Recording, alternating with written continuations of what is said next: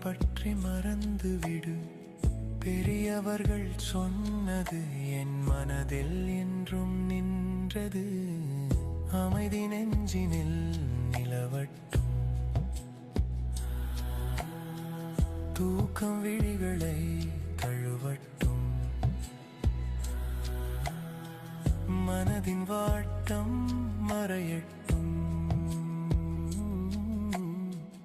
இன்று சுமந்த பாரம் எல்லாம் இரவில் முழுதாய் கரையட்டும்.